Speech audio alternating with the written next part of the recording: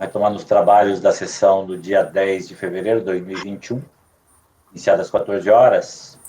Na sequência dos processos com pedido de sustentação oral, vamos julgar o item 65, embargante, lance, consultoria e empreendimentos. Temos pedidos, um pedido de sustentação e um acompanhamento, pedir para o apoio, solicitar a presença do patrono. Não sei se o patrono da lance, consultoria está presente no recinto. Se não tiver, a gente vai julgar com a ausência dele, já deixamos para o final, o último processo com sustentação.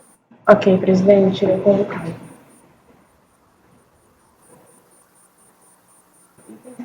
Na pauta, doutor Antônio, esse processo será julgado agora. Por favor, ficar mensagem privada no chat. O patrono foi convocado, presidente. O doutor Tiago não compareceu. Não compareceu na sala. Ok. Boa tarde, doutor. Boa tarde, excelência. Pode falar, desculpa. Eu sei o quão inusitado, inusual, estamos aí experimentando, nós já de 40 anos de carreira, essas dificuldades, mas também os grandes benefícios desses momentos e da facilidade de julgamentos tal qual este. Daí a razão de ser do meu pedido. Eu mantive contato com o colega que atende ao Antônio Carlos Ananias do Amaral, que não sou eu. E queria pedir a Vossa Excelência, diante das peculiaridades deste caso, há um embargo de declaração dele, não é? E vejo necessidade, na busca da verdade real, de trazer algum acréscimo, quiçá, através da sustentação oral, para a qual não tenho procuração neste momento. Eu pedi a assistência em função de outro devedor solidário, Daniel Ricardo Ananias do Amaral, não é? Em situação idêntica, mas que já não tem o ensejo dos embargos. Então, eu rogo a Vossa Excelência da possibilidade de me ser permitido trazer aos autos o instrumento de mandato. Eu protesto para fazê-lo em até 48 horas e pediria o adiamento dessa sessão de julgamento para que pudesse também pedir, enviar memoriais e fazer a sustentação oral na sessão próxima que for designada. Este é o pedido que eu gostaria de deixar a Vossa Excelência. Não é? No caso de indeferimento e prosseguimento do julgamento, que nos permita, então, como terceiro interessado na qualidade da existência de um codevedor, a quem se aplicará também a sentença, hoje proferida por Vossas Excelências, que nos permita assistir e acompanhar este julgamento, então. Muito obrigado, senhor presidente. Peço escusas pelos transtornos causados.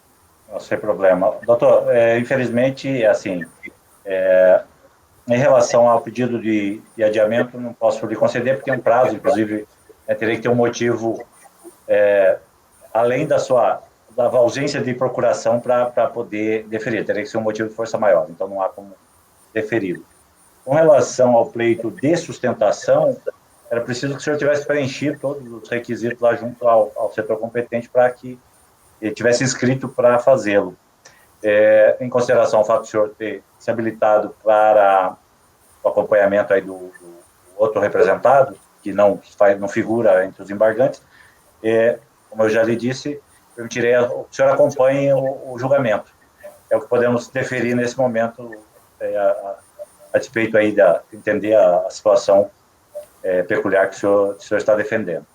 Perfeitamente. Muito grato, doutor. Muito grato, excelência. Então, nós vamos fazer o julgamento, o relator vai ler o relatório e voto, e eu peço que o senhor apenas acompanhe, por favor. Perfeitamente. Obrigado. Se o senhor puder deixar fechado o microfone para evitar interferência. Obrigado. Então, vamos lá, Gustavo. Ok. Verso do caso sobre embargos de declaração opostos conjuntamente por Lance Consultoria e Empreendimentos e pelo devedor solidário Paulo Roberto Brunetti, e ainda de recurso de igual natureza, desta feita apresentado por outro sujeito passivo, em caso o senhor Antônio Carlos Ananias do Amaral, inquilino responsável solidário. De antemão, como se depreende do despacho de admissibilidade proferido a folhas tais, o segundo remédio oposto, do senhor Antônio Carlos, não foi admitido pela doutora presidência deste colegiado.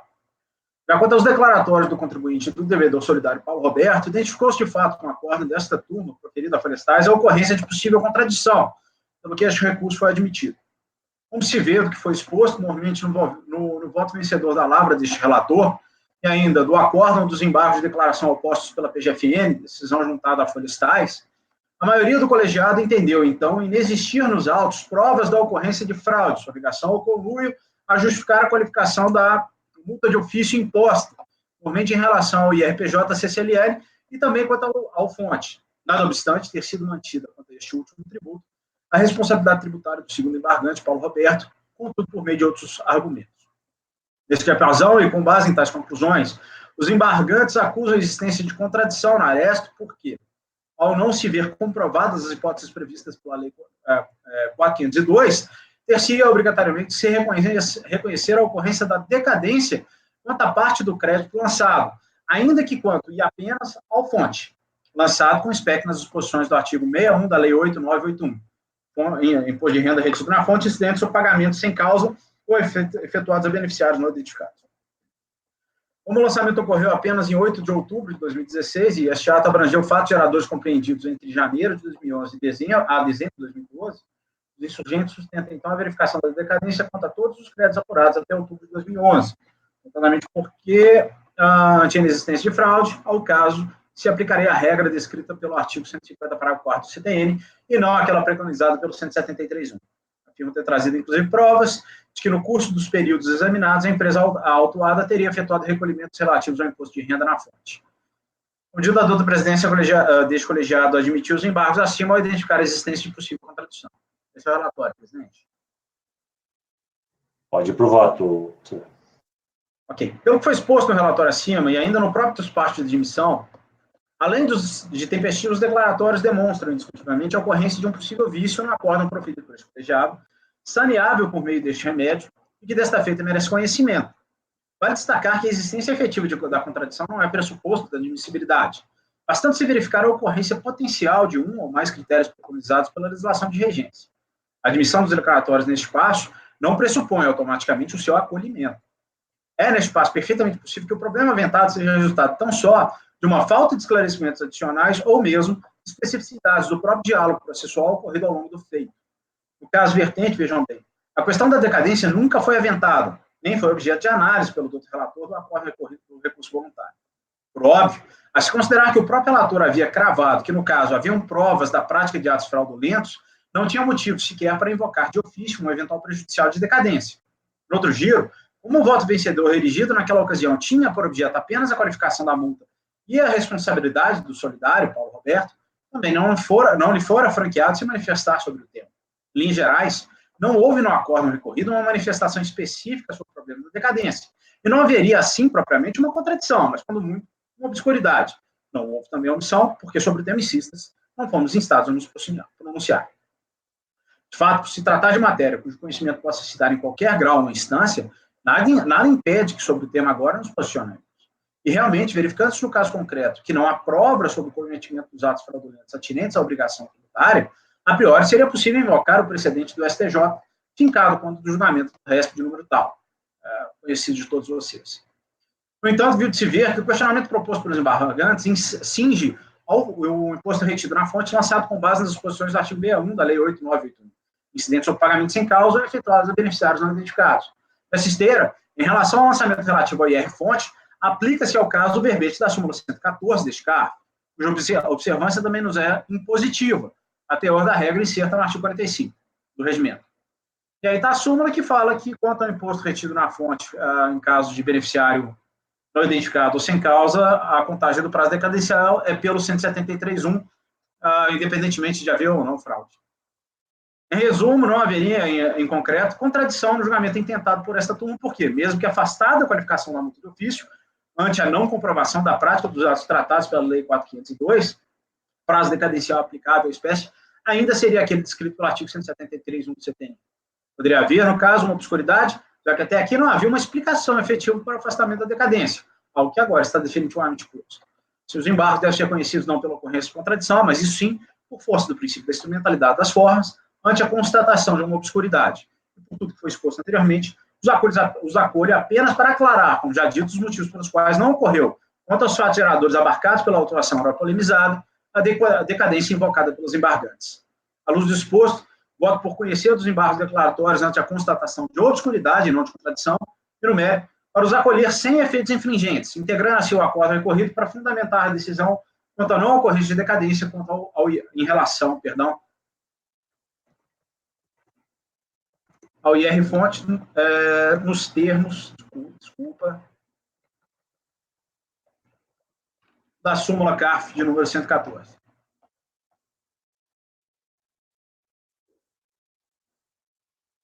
Então, o relator está acolhendo os embargos sem efeitos infringentes apenas para sanar a obscuridade e não contradição identificada em face da não exposição dos motivos para não reconhecimento da decadência em relação ao IR-fonte. Paulo? Acompanho o relator. Ricardo? Acompanho o relator. Flávio? Presidente, eu acompanho o relator por dever regimental, mas eu, de fato, não concordo com o teor dessa súmula e eu acho que ela até se colide com o entendimento da STJ. Mas a súmula está aí, infelizmente temos que cumpri-la. Depois a gente debate sobre essa questão, mas eu acompanho o relator. Ok. Andréa? Acompanho o relator, presidente. Cláudio? Também com o relator, presidente. Fabiana? Acompanho. Lembrei de você. Ai, que bom. Eu também acompanho. Então, acordo os membros do colegiado por unanimidade de votos conhecer dos embargos e acolhê-los sem efeitos infringentes nos termos do relatório e voto do relator. Certo? Doutor, é isso que temos para hoje. Uma boa tarde a vossas excelências, bom trabalho. Obrigado, boa tarde. Obrigado.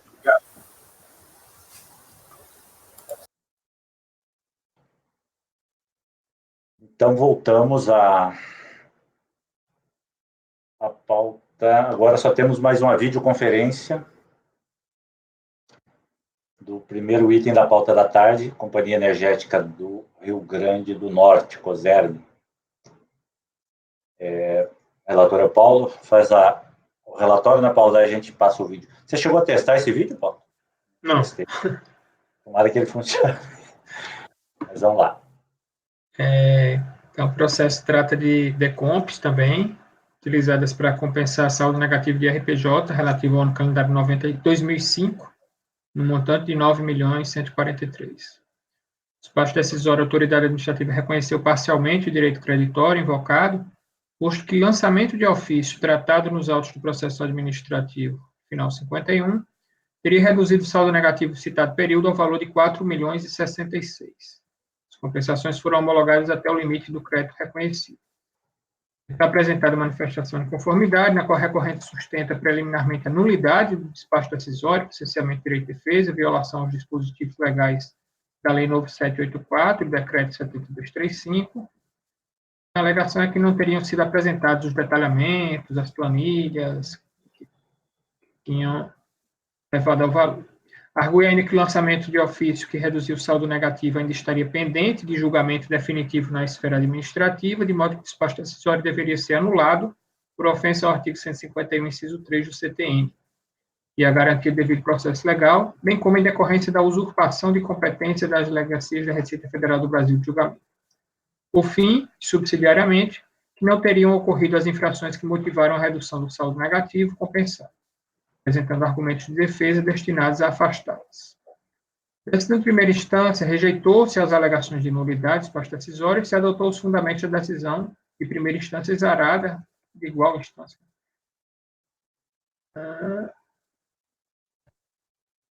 Exarada no processo administrativo final 51, para manter a homologação parcial das compensações realizadas. Trago a ementa. Após a ciência do acórdão, a recorrente interpôs o recurso voluntário, no qual repete os pedidos e alegações apresentados na manifestação de inconformidade. 13 de fevereiro de 2014, por meio da resolução 1202, final 235, converteu-se o julgamento em diligência para que a decisão definitiva do processo administrativo de final 51 fosse apensada a estes autos, de modo a se evitar decisões divergentes. Referida a decisão, contudo, continha lapso manifesto em relação ao número do presente processo administrativo, qual foi apontado pela autoridade administrativa folha 402, de modo que houve o saneamento por meio do julgamento em embargos inominados, que resultou no acórdão 1302, final 889, já dessa turma julgadora. Foram juntados aos autos o acórdão 9101, exarado no processo administrativo final 51, que julgou definitivamente a questão relativa à amortização de ágil, e reduziu o saldo negativo de RPJ apurado pela recorrente em relação ao calendário 2005. Ainda que tenham restado matérias a ser apreciadas no referido processo administrativo, a autoridade administrativa entendeu que poderia haver decisão no que tange às compensações tratadas no presente processo, já que as questões pendentes não impactariam o saldo negativo compensado. E aí, extinção do mandato do relator original, transferência para a terceira sessão do novo relator, terceira, né, de Breno. Os autos foram redistribuídos por sorteio a este conselheiro, ao relatório. Ok. Vou compartilhar, então, a videoconferência, só um pouquinho.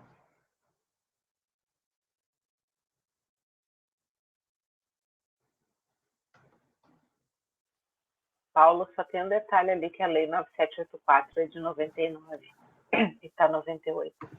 91? 9. Ok, obrigado. Não.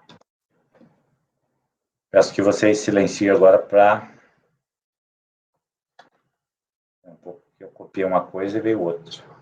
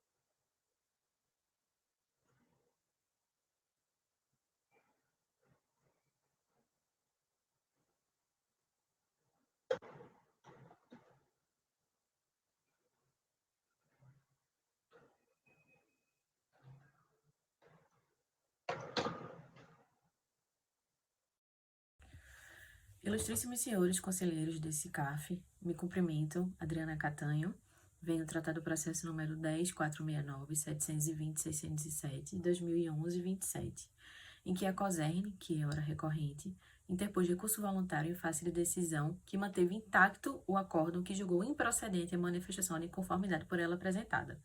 No caso dos autos, os montantes discutidos no processo se referem a pedidos de compensação formalizados pela recorrente em função da existência de créditos decorrentes de saldo negativo de imposto de renda pessoa jurídica e RPJ, apurado em 31 de dezembro de 2005, exercício de 2006, no montante de R$ 9.143.671,08, referente a 12 de COMPs, declarações de compensação. Ao apreciar as referidas declarações de compensação de COMPs da recorrente, a Delegacia da Receita Federal em Natal proferiu uma decisão por meio do qual não homologou algumas declarações de compensação, conforme mencionado no bojo do próprio recurso, que eu não vou mencionar para não ficar repetitivo.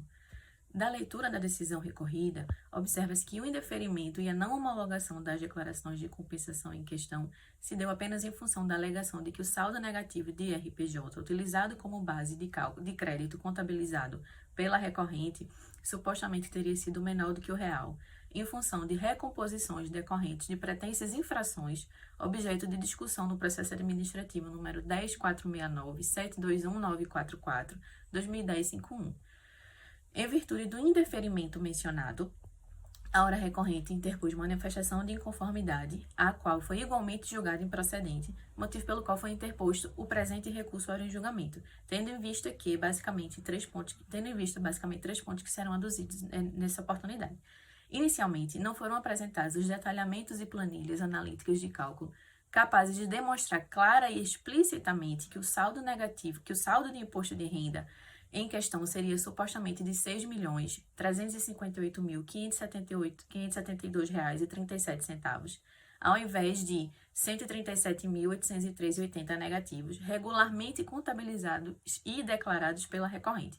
Assim, a decisão recorrida deve ser anulada por cerceamento do direito de defesa e por ofensa aos dispositivos legais da Lei 9784 e do Decreto 70235, que exigem uma motivação e fundamentação clara, precisa e detalhada dos atos que importem em sanção ao contribuinte.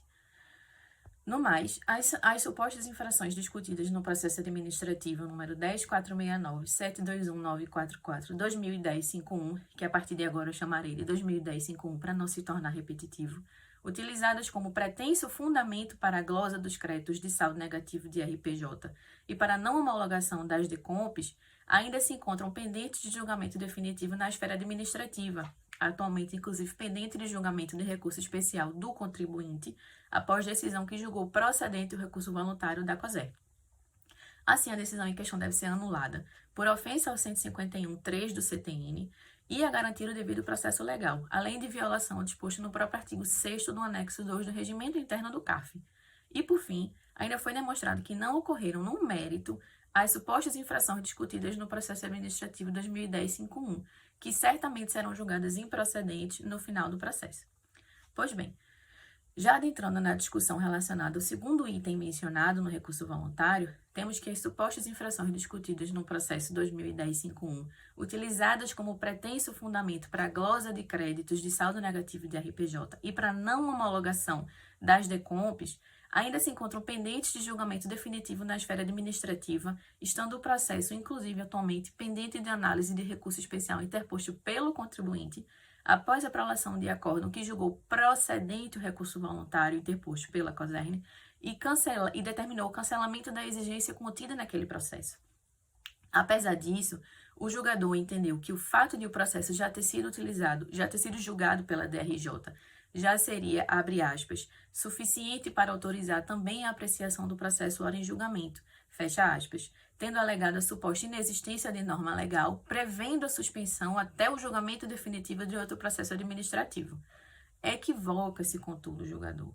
A uma, porque o julgamento do processo 2010-51 pela DRJ não possui o condão de autorizar a análise do pedido de compensação realizado nos presentes autos.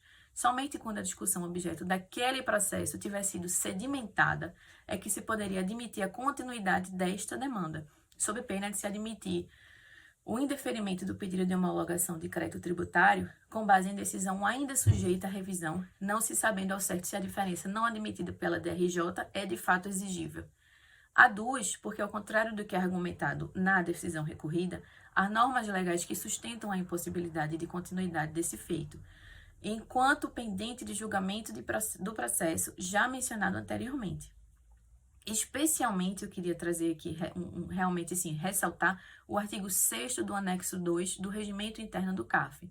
Esse dispositivo determina o sobrestamento do processo vinculado a um processo principal, que é exatamente o caso que a gente está tratando aqui agora. Em processos semelhantes, inclusive, o CARF decidiu por sobrestar o processo dependente até que o principal fosse definitivamente julgado. De fato, ao ter constatado a dependência entre os processos em questão, cabia aos auditores fiscais ter adotado das seguintes medidas: ou declarar a conexão entre os processos administrativos em questão e sobrestar a análise dos pedidos de compensação até a obtenção do resultado final do julgamento administrativo do 2010-51, ou deferir a compensação sob condição resolutória de reconhecimento dos créditos discutidos no processo 2010-51, pedido que se reforça desde já nessa oportunidade. Passando-se, então, para a análise do mérito do recurso, devemos pontuar as principais informações relacionadas ao caso, até porque a gente está tratando de um recurso voluntário bastante extenso e que vai ser realmente bem sintetizado aqui, em virtude, inclusive, da limitação temporal. Passamos a pontuar as principais informações relacionadas ao caso, especialmente que guiaram até o presente momento ao julgamento da improcedência das razões da autuação na apreciação do recurso voluntário interposto em 2010 no processo número 2010-51. E porque improcedente a exigência contida naquele processo, de igual modo também é improcedente o acórdão de não homologação de compensação refutado neste processo, uma vez que se amparou única e exclusivamente nas supostas infrações. É que esse Conselho acertadamente deu provimento ao recurso voluntário interposto pela COSERN nos autos do processo número 2010-51, conforme acórdão já acostado aos presentes autos, e determinou o cancelamento da exigência ali contida. A exigência, por sua vez, lastreava-se em infrações decorrentes da contabilização de despesas supostamente indedutível de amortização de ágio nos anos calendário 2005 a 2008. É que, conforme se extraiu, inclusive, das informações contidas no termo de encerramento da ação fiscal, que originou o processo número 2010-51, a recorrente continuou a registrar as despesas de amortização de ágio que fazia desde 2001, período que não foi objeto da autuação, as quais reduziram os resultados tributáveis de IRPJ e CSLL nos anos calendário 2005 e 2008. Ocorre que, no entendimento da fiscalização, tais despesas supostamente não seriam dedutíveis, tendo em vista que as opções societárias ratificadas, comentadas de forma pormenorizada nas razões do recurso, teriam sido realizadas com excesso de forma jurídica e abuso de direito. Então, assim, em razão dessa suposta infração descrita, a fiscalização entendeu que a recorrente supostamente não detinha saldo de prejuízo fiscal e base de cálculo negativa de CSLL para proceder às compensações com o lucro real e a base de cálculo da CSLL apuradas no ano base 2007, no valor de R$ 11.562.824,04, e no ano base 2006, no valor de R$ 3.044.208,09. Por tal motivo, a fiscalização considerou que as compensações realizadas pela recorrente, a título de prejuízo fiscal e base de cálculo negativa de CSLL, seriam indevidas, razão pela qual o valor foi glosado. Também como consequência da recomposição das bases de cálculo de IRPJ e CSLL, nos anos base 2007 e 2008, a fiscalização concluiu que a recorrente teria deixado de efetuar o recolhimento de IRPJ e da CSLL, a título de estimativas mensais, razão pela qual foi aplicada multa de 50% sobre tais valores, nos termos do artigo 44 da Lei 94/30. Apesar de todo o exposto, conforme será demonstrado adiante de forma sucinta, a decisão recorrida não pode subsistir, devendo ser julgada totalmente improcedente por esse Conselho. É que, como acima ressaltado, o ágio gerado no presente caso decorre da aquisição do controle da recorrente em processo licitatório de privatização. De fato, após o leilão público especial realizado em 18 de dezembro de 1997, o novo grupo de controle da recorrente passou a ser composto pelas seguintes empresas: Guaraniana S.A., Companhia de Eletricidade do Estado da Bahia, Coelba, e Uptic Participações S.A. Conforme ressaltado pelo agente fiscal, a aquisição da participação societária da recorrente se deu com o pagamento do ágio ao Estado do Rio Grande do Norte, que era o antigo titular de suas ações, em razão da expectativa de rentabilidade estimada com base em resultado de exercícios futuros.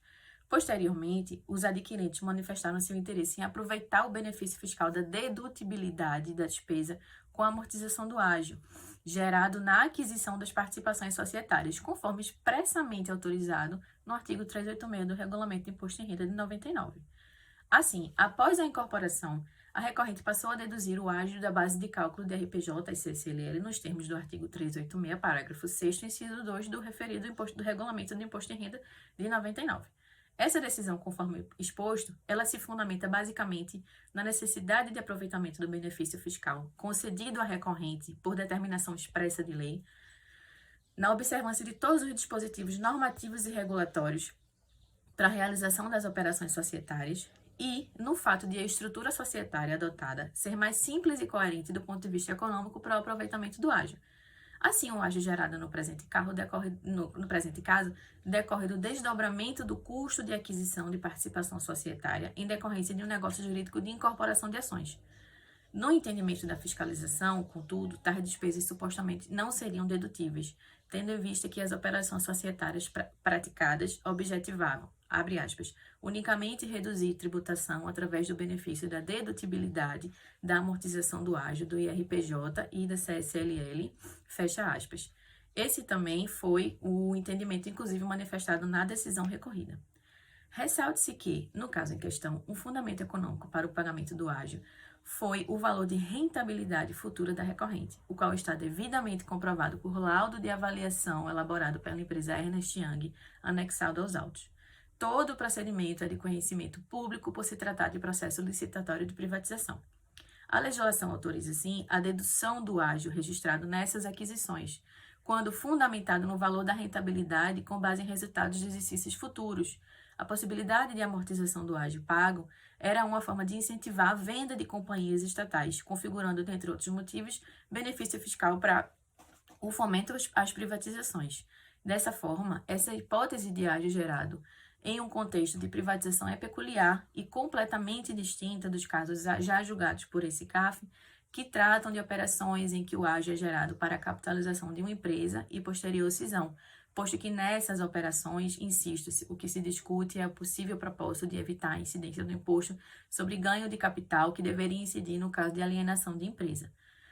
Portanto, todos os atos praticados demonstram claramente a congruência do motivo da operação realizada, que seria a aquisição da Coserna em processo de privatização, e a finalidade dela, que é a aquisição de uma concessionária de energia elétrica de grande porte e participação no mercado brasileiro como forma de consolidar as atividades do grupo de empresas controladas pela Guaraniana S.A., atualmente denominada Neoenergia S.A., e que comprovadamente não eram predominantemente tributários.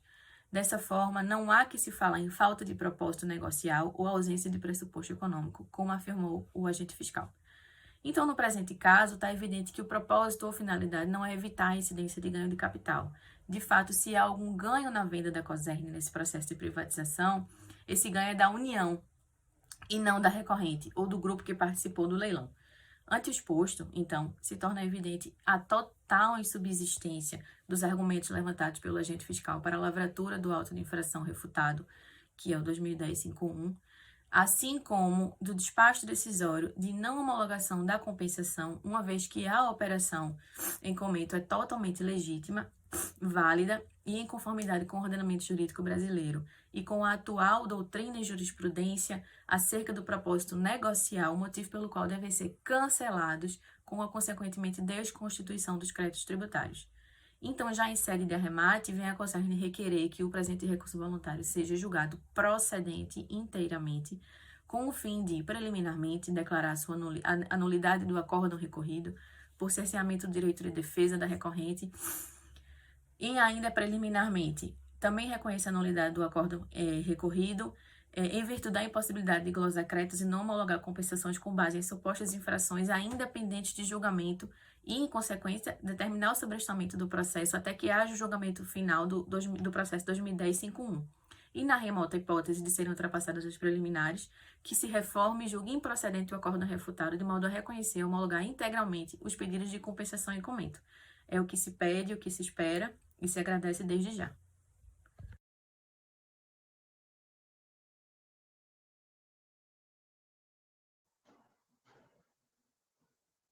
Conseguiram acompanhar aí toda a apresentação? Vamos ao voto, Paulo? Eu só não entendi, desculpa, Paulo. Esse último ponto que ela trouxe a questão do ágio, a gente não é objeto, né? Não. É do processo. O ágio foi no processo de constituição do crédito tributário. Você cita ele aqui, que é o que ela fala, mas, assim, essa discussão não tem nada a ver com isso aqui agora mais. Não. É que eles tentaram transferir para cá também a discussão quanto ao ágio, né? Mas isso aí não... Mas ela chegou a abordar isso no recurso? Eu não lembro. Só se eu citei aí... Eu achei... Porque eu já tinha lido seu voto aqui, eu achei estranho, mas tudo bem, vamos em frente. Vou olhando aqui. Pode ir votando. Bom, primeiramente, em relação à admissibilidade do recurso, tem uma peculiaridade aqui, é que não há a data de ciência, não consta dos autos documentos de ciência ao contribuinte. Ele alega uma data, né, que é uma data verossímil, a partir da data que foi expedido o documento de ciência. A autoridade também não se contrapõe a ela, então eu estou acatando essa informação dela e estou entendendo que o recurso é tempestivo. E aí ele preenche os demais requisitos de admissibilidade, então eu tomo conhecimento. Preliminares de nulidade. Desde a manifestação de conformidade, a recorrente sustenta a nulidade do despacho decisório em que foi realizado o exame do direito creditório utilizado nas compensações tratadas no presente processo. Por um lado, argumenta que a referida decisão seria nula por cerceamento de seu direito de defesa, violação à Lei 9784 de 99 e do Decreto 70.235 de 72. Uma vez que não foram apresentados detalhamentos e planilhas analíticas de cálculo capazes de demonstrar clara e explicitamente o saldo de imposto de renda em questão. Por isso que é necessária uma motivação e fundamentação clara, precisa e detalhada dos atos que importem sanção ao contribuinte. Como bem pontuado na decisão de primeira instância, inexiste o vício apontado. É verdade que as decisões administrativas precisam ser claramente motivadas e fundamentadas, sob pena de nulidade. No caso do presente processo, o direito creditório invocado pela recorrente, o saldo negativo de RPJ referente ao calendário 2005, foi perscrutado em procedimento fiscal e reduzido em decorrência de infrações constatadas pela autoridade fiscal. A discussão acerca do lançamento em questão é objeto do processo administrativo de final 51. Cabe transpor aos presentes autos apenas o resultado da análise ali realizada, sem que seja necessária qualquer reanálise ou fundamentação relacionada com a apreciação das matérias tratadas naqueles autos. Ao proferir o despacho decisório, a autoridade administrativa juntou a este processo os documentos de constituição do crédito tributário e fundamentou o não reconhecimento integral do direito creditório no lançamento fiscal.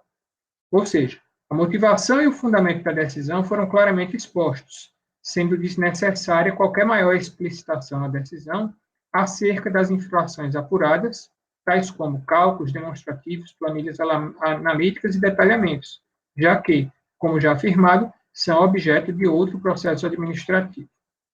De outra parte, os documentos juntados às folhas 66 a 123 desse processo, em especial a folha 110, detalham exaustivamente os cálculos que levam ao saldo negativo de RPJ apontado na decisão recorrida, não sendo verídica a afirmação da recorrente de que tais cálculos e detalhamentos não se encontram presentes nesses autos, mas apenas no processo administrativo de final 51. Afasta-se, portanto, a nulidade invocada. De outra parte, a recorrente suscita que a emissão do despacho decisório na pendência de julgamento definitivo na esfera administrativa do processo administrativo final 51 ofenderia o artigo 151, inciso 3 do CTN e a garantia do devido processo legal, bem como representaria usurpação de competência das delegacias da Receita Federal do Brasil de julgamento. Uma vez não assiste razão à recorrente. Embora, como já explicitado, o presente processo administrativo guarde relação de decorrência com os autos que tratam do lançamento de ofício que reduziu o saldo negativo de RPJ apurado pela recorrente em relação ao calendário 2005, não há previsão legal que determine que o seu julgamento deva aguardar a decisão definitiva daquele processo. O artigo 151, inciso 3 do CTN, tão somente suspende a exigibilidade do crédito tributário em decorrência dos recursos administrativos. O lançamento, ao contrário do sustentado pela recorrente, é existente. Apenas o crédito tributário não é exigível. A posição adotada pelos julgadores da qual, no sentido de que, uma vez que há decisão de mesma instância no processo principal é possível o julgamento do processo decorrente, é corroborado pelo artigo 6º, parágrafo 5º do RICAF, que prevê a mesma sistemática para o julgamento dos recursos de competência do CARF. Uma violação ao devido processo legal e, ao se aguardar a decisão de mesma instância, evita-se o proferimento de decisões conflitantes. Tampouco se pode falar em usurpação pela autoridade administrativa da competência das autoridades julgadoras de primeira instância do contencioso administrativo. A decisão proferida pela autoridade administrativa se embasou em procedimento por ela própria adotado, no uso de sua competência, e todas as autuações foram submetidas separadamente às instâncias julgadoras competentes. Não existe, portanto, a nulidade aventada. Do mérito. Matéria de mérito correspondente aos presentes autos, ou seja, a existência do saldo negativo de RPJ compensado por meio das declarações de compensação, de folhas 2 a 65, está, como já exposto, inafastavelmente atrelada ao destino do auto de infração tratado no processo administrativo final 51. O que se constata as folhas 456 a 526, já foi proferida naqueles autos decisão definitiva em relação à parte do lançamento correspondente à infração que alterou o saldo negativo compensado, concluindo pelo restabelecimento da, abre aspas, autuação fiscal relativa à glosa de despesa de amortização de ágio. As demais matérias pendentes de decisão definitiva, multa isolada sobre a insuficiência de estimativa mensal, juros de mora sobre multa de ofício e aplicação da taxa Selic para os juros de mora, não possuem qualquer reflexo sobre o saldo negativo de RPJ. Como já registrado, não cabe nesse processo o reexame das razões recursais relacionadas com a referida glosa.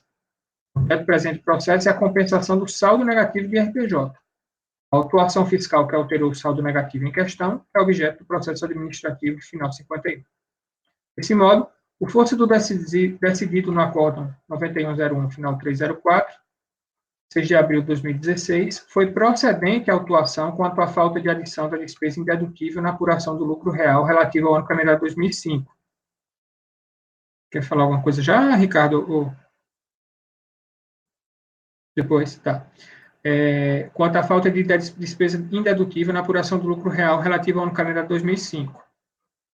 Amortização de ágio no valor de 29.706, de maneira que o saldo negativo compensado pela recorrente nas declarações de compensação tratadas no presente processo foi reduzido definitivamente para o valor de 4.066, conforme explicitado a folha 110. Não merece reparo, portanto, a decisão recorrida. Tudo exposto, voto por no sentido de rejeitar os preliminares de nulidade e no mérito por negar provimento ao recurso voluntário. Ok. Ricardo e Flávio. Ricardo. Paulo, eu só quero entender um pouco uma coisa aqui. Havia um saldo negativo de 9 milhões e pouco, né? Foi feito um auto de infração, dentre outras, pelo que eu entendi, a questão de mérito que importa aqui para a gente é a glosa de ágio, né? De amortização de ágio. Por conta disso, a unidade de origem reduziu o saldo negativo, que estava lá originalmente declarado, de 9 para 4, não é isso? Isso. Reduziu porque teve glosa da despesa de amortização de ágio. Mas... Isso daí, na verdade, foi feito lá no outro processo, né? Sim, mas lá no outro processo, eu fui curioso lá até para ver a questão do que se tratava, para o ano calendário 2005, que é esse aqui, né? 2005. Isso. Só o melhor juízo que eu estou vendo aqui, houve lançamento de débito, de crédito tributário. Não existe aproveitamento de saldo negativo. Eu só não estou entendendo como que a unidade de origem glosa o saldo negativo aqui, se lá foi feito o lançamento do crédito correspondente à glosa. E não houve aproveitamento de saldo negativo. Então, esse lançamento que você fala, será que não foi só dessas estimativas? Pode ser. O que eu estou entendendo, Paulo, e aí pode ser. Você chegou a verificar, então eu não vou discutir. Não, eu não lembro, Ricardo. Esse processo, inclusive, assim, na verdade, esse processo tinha saído de pauta porque ele era superior a 8 milhões e voltou agora, né? Então, assim, faz bastante tempo que eu fiz esse voto. Eu não lembro em detalhes, não. Assim, eu estou me fiando na decisão lá do outro processo. Teve mudança no prejuízo. Ô, Ricardo, desculpa, prejuízo, você não tem, o que eu não consegui ver foi o aproveitamento do saldo negativo, para não se dar o saldo negativo agora, entendeu? Não, o que eu estou entendendo, Ricardo, é o seguinte: entendeu-se pela glosa da despesa do ágio lá, e por conta dessa glosa, o saldo negativo dele passa de 9 para 4. E aí, por isso que aquele processo lá, se ele tivesse tido êxito naquele processo lá, o saldo negativo dele volta para 9. Assim, eu não tenho dúvida, é claro que eu não vi o processo, eu não tenho certeza disso, mas eu estou especulando que seja isso.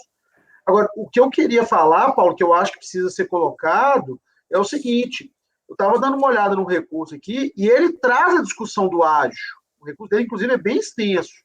Eu não sei se a gente precisa, até para evitar embargos, conhecer parcialmente do recurso e não conhecer dessa matéria, que não tem nada a ver com essa discussão aqui. Porque ele tá. O que eu fiz foi afastar, dizer que não é matéria a ser tratada aqui, né? Mas eu acho que tinha que conhecer parcialmente do recurso, porque ele traz uma série de argumentos. Qual que é o meu receio disso? Amanhã a gente vai ter um embate porque a gente não apreciou ou não se debruçou sobre essa questão. Para mim é conhecer do recurso parcialmente só no que tange à compensação e não conhecer com relação à matéria que discute o aproveitamento ou não de acho que isso foi tratado lá no processo. Acho que tecnicamente poderia ficar mais amarrado. Eu afastei na discussão lá, né? Eu disse que não ia tratar porque não era objeto, mas eu não me oponho, se vocês entenderem que é melhor já não conhecer dessa parte do recurso, eu não tenho nenhuma objeção. Que tem nada a ver a matéria com dos autos, acho que evita problemas na frente. Ô, Paulo, essa decisão do processo de final 51 já é do CARF, né? É da Câmara Superior, sim.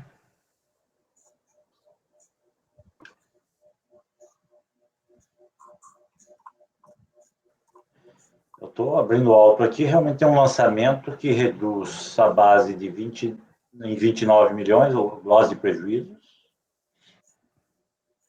Aí,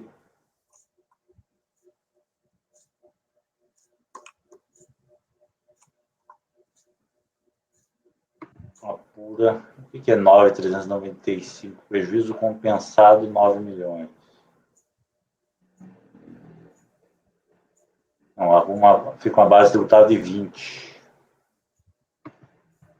E é feito um lançamento de 5. Pelo que eu estou entendendo, ele está aproveitando prejuízo nessa base que ele está lançando. Não é verdade? Sim. 1/3 do prejuízo. Como é que está o aproveitamento do saldo negativo aí? Eu não consegui ver, mas é uma análise... Eu confesso que eu não fui olhar no outro processo, tá? Eu me fiei na informação que está aqui. No despacho decisório... O contribuinte não alega bis em idem aí, né, Paulo? Cobrança de duplicidade. Normalmente eles trazem essa questão, né, Ricardo? Quando ocorre. O despacho decisório aponta aqui que na DIPJ tinha 900... No despacho decisório está aqui. Na DIPJ estava 900 e teria sido apurado pela fiscalização 4.066.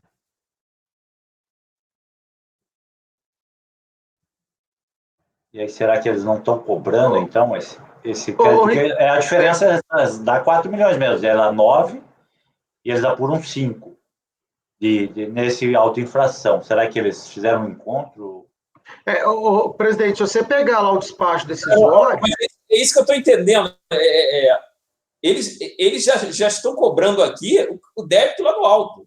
Não é isso? Ou eu estou ficando maluco? Não, você está certo, mas será que eles estão cobrando lá no auto-infração?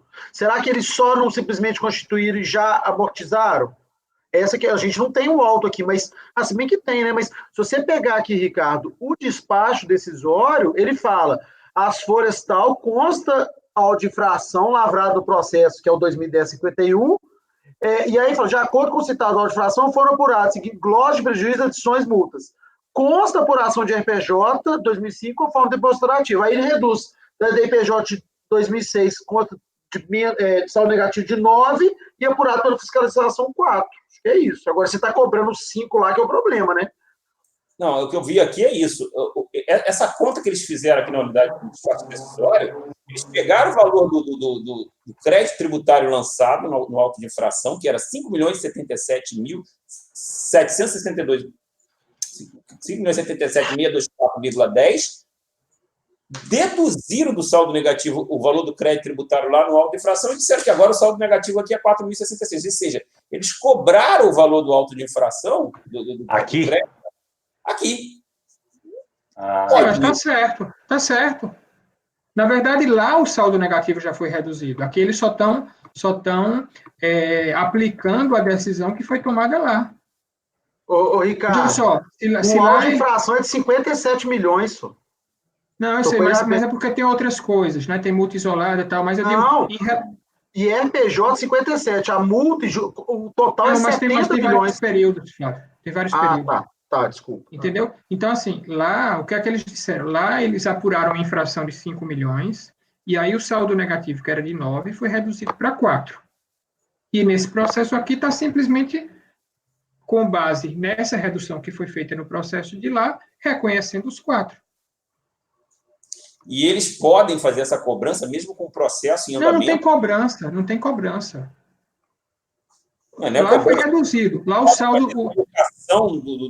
de débito dessa não, forma... Só, eu me lembro da lei da compensação. A compensação só pode ser... O crédito só pode ser alocado para o que o contribuinte propôs, depois verificado se ele tem outros débitos. É isso? Não, mas não é isso não, Ricardo. Ele não está fazendo compensação de ofício, não. Veja só. No processo de lá, o contribuinte tinha um saldo negativo de 9 milhões. Aí eles apuraram uma infração relativa à despesa com amortização de ágio de 5 milhões. Então, como ele tinha um saldo negativo de 9, não havia crédito a ser cobrado, havia só uma redução a ser feita. Ao invés de 9 milhões, o contribuinte passou a ter 4 milhões de saldo negativo. Mas ele não teria que reapurar a base de cálculo? Assim, então, ele reapura. Reapura a base de cálculo. Ao invés de ficar 9, fica 4. Não, Paulo. A Constituição do Crédito Tributário relativa a 2005 é de 29 milhões. O crédito tributário está sendo cobrado no auto de infração daquele outro processo. 2005 são 29 milhões. São para aqui, ué. 9 é isso. Não, estou falando. 29 milhões descrição dos fatos e enquadramento legal. 31/12, crédito tributário. 29.706, já com a multa de 75. Não, 29 não é o crédito, 29 é a infração. É a glosa, é o valor da glosa, do ágio. 29 é a glosa, de ágio. O prejuízo, deve ser com a trava, né? O prejuízo acumulado com a trava de 9, aí cai para 20 a base de cálculo desta infração. Ele aplica lá as alíquotas do imposto adicional, chega a um total de 5 milhões e 77 de crédito tributário a lançar. O que eu estou achando estranho, o Paulo está dizendo que é assim mesmo, é ele pegar, olha só, esse crédito tributário eu vou reduzir aqui desse seu saldo negativo. Eu acho que isso tem que ser feito lá. Não, mas já foi feito, Ricardo. Olha lá, no auto de infração, que está aí. Que tem norma interna da Receita que manda, com base até em jurisprudência antiga do CARF, antigo conselho, que se aproveite no auto de infração, né, eventual saldo negativo. Agora, aquilo que eu estou vendo aqui, aquilo que eu estou entendendo aqui, eles fizeram isso, não foi feito no auto, aí foram lá, quando foram fazer a análise de compensação, fizeram na unidade de origem, no processo de compensação. Eu acho que não, Ricardo. Se você pegar o auto de infração, que está aqui nos autos, na folha 9 do PDF, com relação ao ano calendário 2005, tem essa composição, inclusive os 9 está aqui, eu acho que está certo, sim, viu? Sim, esses cálculos são sempre mais complexos, mas olha aí para você ver. O saldo de prejuízos operacionais era de 83, aí tem prejuízo compensado, aí para chegar no prejuízo operacional com ajuste, após ajuste de 49.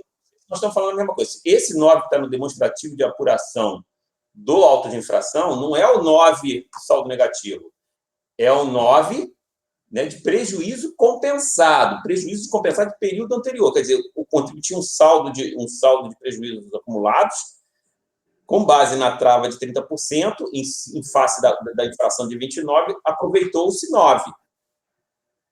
É coincidência só de 9 milhões, mas você vai ver que, inclusive, os milhares não bate com o nosso caso aqui do saldo. Mas tudo bem, Paulo, eu estranhei essa forma de fazer, mas se é assim, tudo bem. Não vamos discutir contribuinte, como o próprio Tadeu falou, não levantou essa bola, né? Então... Eu também não tenho clareza como é que foi esse procedimento, mas me parece que, se houvesse risco de duplicidade, seria um dos primeiros pontos aí que o contribuinte deveria levantar, né? Cobrar nos dois polos da... Porque, de fato, lá parece ter um lançamento de 5 milhões. E aqui tem uma glosa de 5, ou seja, tem um deferimento de 4. Vocês estão fazendo um encontro de conta entre esses dois processos, me parece que é o que está acontecendo. Tudo bem, né? Que não pode cobrar dos dois lados, cobrar o alto e cobrar aqui. E não dá aqui. É isso. Vamos com relação ao... O Paulo afastou as nulidades e negou provimento. O fundamental aqui é que essa discussão relacionada ao outro processo, ainda que existam algumas pendências, acho que a Câmara Superior devolveu para analisar essas matérias, né, Paulo? Multa isolada e tal. Lá já houve decisão e está em sede de recurso especial lá. Mas quanto a essas outras matérias. Não afetam essa base, né? Aí tem a questão que o Flávio suscitou aí, né? Se seria não conhecer das alegações relacionadas com o ágio, ou se pode talvez... ficar como eu fiz, que eu afastei no curso lá do julgamento. Talvez seja interessante realmente não conhecer ali no início, Paulo. Ser matéria... na verdade, conhecer parcialmente do recurso, né? Verdade. Acho que a proposta do Flávio é boa, porque eles suscitaram, né? E claramente na sustentação ela veio com tudo, a maior parte foi relacionada a isso. É aí que vem minha dúvida, por isso que eu fui lá no recurso. Eu falei, o que ela está defendendo isso? Ou seja, mas ela trouxe isso expressamente. Então, isso para virar embaixo de declaração não custa nada. 1/3 da sustentação foi isso. Né? Eu concordo com o Flávio. Eu acho que não é objeto do recurso, seria interessante não conhecer. Faz esse ajuste, Paulo? Faço. Então, o relator vota no sentido de conhecer parcialmente do recurso, na parte conhecida, rejeitar as preliminares de nulidade e no mérito negar provimento. Todos de acordo? Então, por unanimidade. Fazer a anotação. Só já anotar aqui.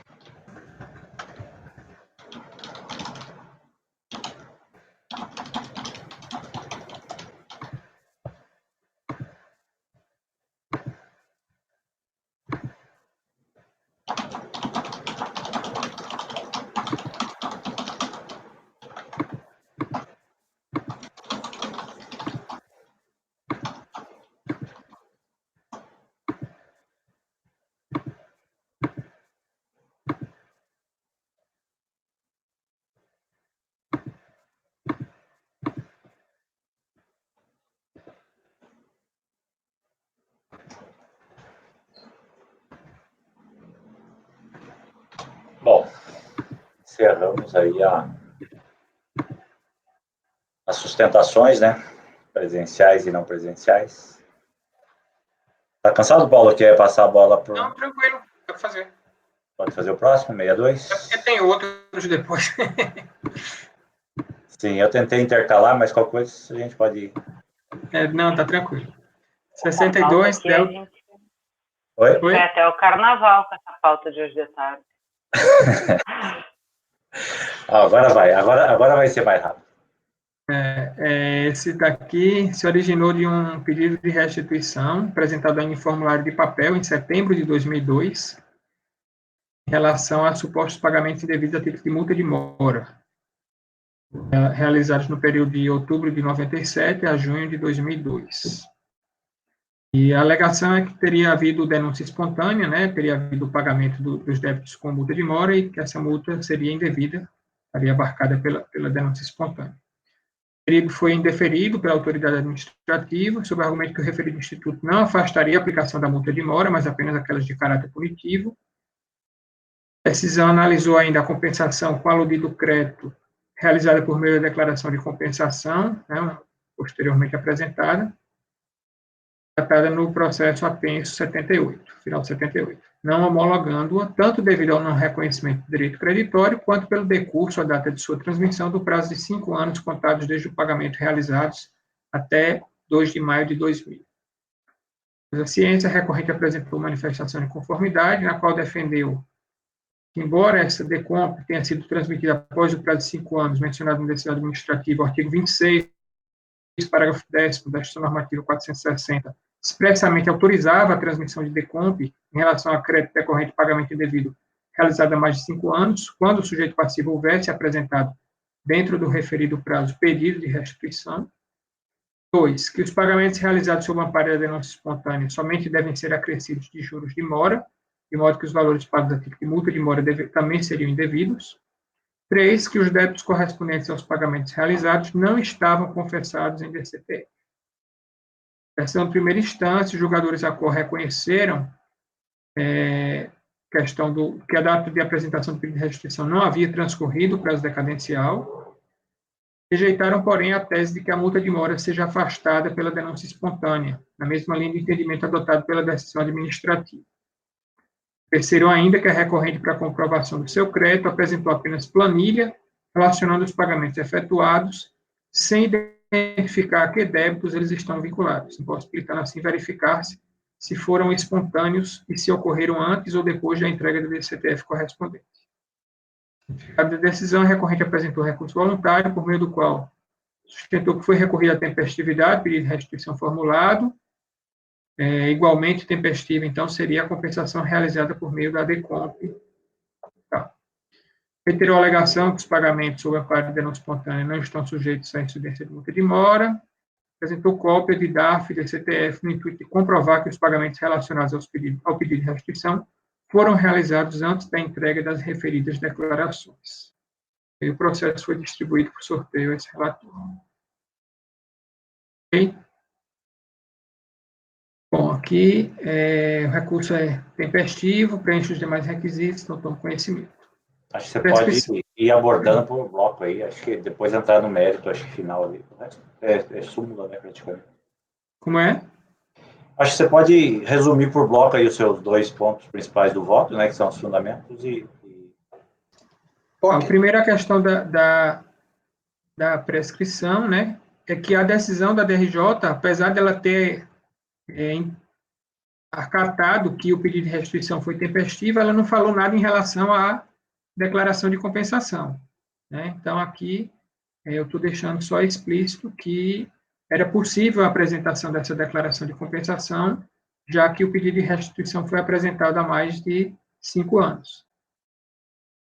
E ainda teria aquela questão do prazo de 10 anos, né, já que o pedido era anterior a 9 de junho de 2005. Então, com o pedido de restituição e declaração de compensação sobre análise foram apresentados antes de 9 de junho, o prazo aplicado seria de 10 anos, tornando ainda mais cristalina a inocorrência da prescrição. Denúncia espontânea, aí eu estou acatando, né, que se aplica também a multa de mora, invocando a decisão do STJ em sede de recurso repetitivo. E acho que o principal é esse item 4. Resta então examinar se, no caso sobre apreciação, configurou-se de fato a denúncia espontânea dos tributos devidos pelo sujeito passivo. Então, item 4. O exame do mérito do pedido de restituição formulados presentes autos, contudo, é imprescindível a verificação da relação temporal entre os pagamentos aos quais se pretende atribuir a natureza de denúncia espontânea e a declaração dos débitos assim extintos. Tá? Então, aquela questão já conhecida na turma que a gente precisa ver, né, se o pagamento foi feito antes ou depois da confissão.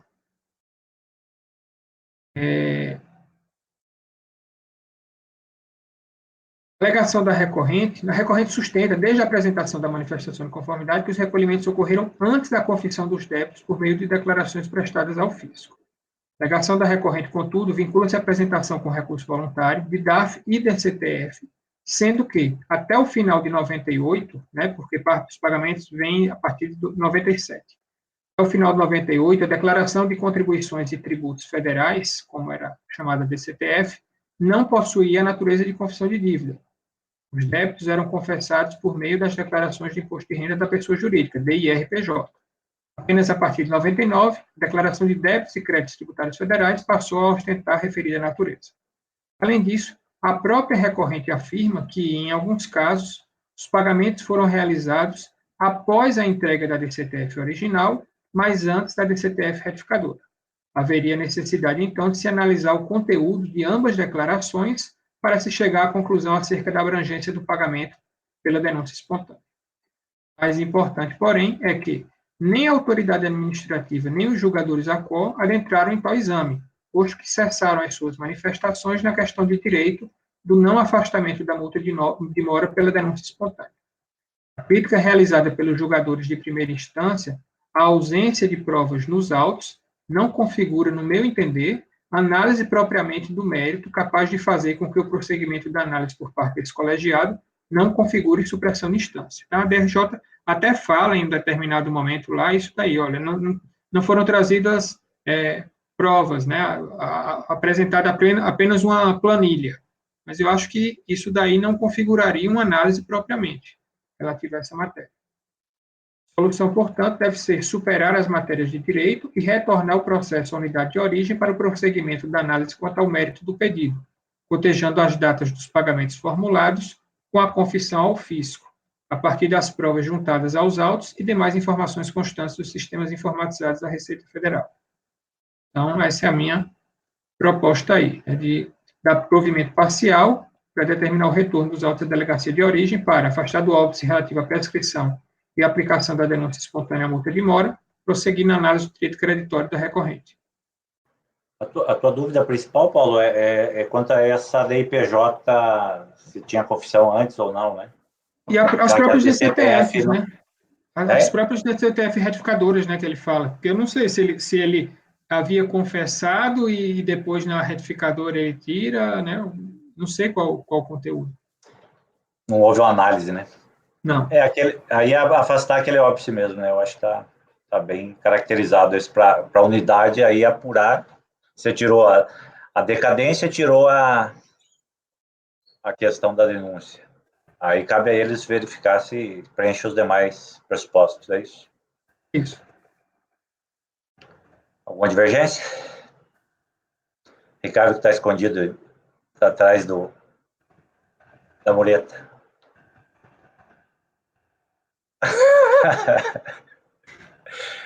Tá ok? Não, tudo bem, tudo bem. Todos de acordo? Então, por unanimidade de votos, dá provimento parcial ao recurso. Ver se tem aquela fórmula mágica, né, para determinar o retorno à unidade para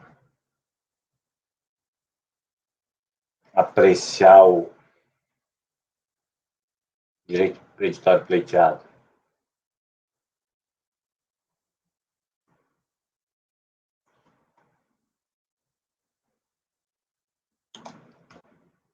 Dá provimento parcial ao recurso para afastar o óbice e análise do crédito pleiteado, determinar o retorno dos autos da unidade de origem para a continuidade da análise do crédito do direito creditório nos termos do relatório e voto. Ok? Fabiana faz tempo que não falava nada para a gente. É verdade. Até quando eu tenho que falar, me excluem, né? Então, tem que aproveitar essa oportunidade agora. Vai lá, gasta a palavra aí. Vamos lá. Item 63, só para apregoar aqui, para a gravação. Recorrente dermoclínica, clínica médica, relatora Fabiana. Eu vou tentar fazer um resumo para não ler todo o voto, assim, para não cansá-los, a gente já está com muita coisa. A gente tem duas questões aqui para tratar, que são já de conhecimento da turma. A primeira é a questão dos pedidos de restituição, aos quais se aplica o prazo decadencial de 10 anos, para a matéria simulada. Aqui, eu não sei se eu posso passar direto, pular o relatório, que é extenso. Bom, é que eu estou afastando a decadência em função da súmula, porque o pedido de restituição foi formulado em 2004, então antes de 9 de junho de 2005. e os pagamentos que foram tidos por indevidos e que, em base a esse pedido de restituição, são relativos a 97, 98, 99, 2000, 2001 e 2002, e foram formulados em 2004. Então, nesse caso, não tem decadência, com base na súmula 91. Isso na prejudicial, antes do mérito. No mérito, a gente tem aqui uma discussão relativa à tributação da prestação de serviço equiparados hospitalares. É uma clínica que era tributada pelo lucro presumido e buscou, então, essa equiparação à prestação de serviço hospitalar. E aí aqui eu delimito, então, a controvérsia com base no que foi julgado, que é a possibilidade de se estender esse tratamento tributário da prestação de serviços hospitalares a clínicas médicas e a necessidade de que a clínica médica esteja constituída sob a forma empresarial, que foi um dos argumentos da DRJ, de que ela não poderia se valer desse regime com uma alíquota menor, porque ela não estaria constituída sob a forma empresarial. E aí aqui eu explico o que disse a decisão.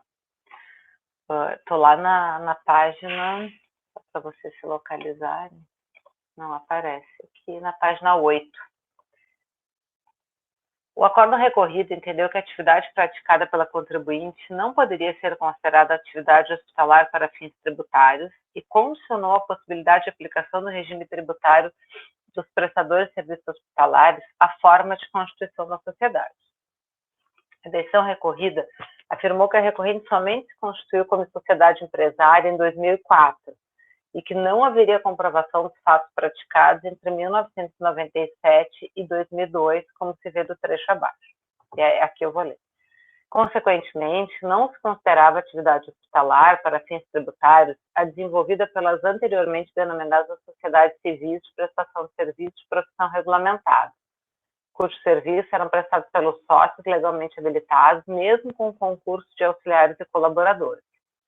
Só com a 8ª alteração do contrato social, promovida em 9 de janeiro de 2004, a sociedade passou a condição de empresário, com os documentos devidamente registrados na Junta Comercial do Estado de São Paulo.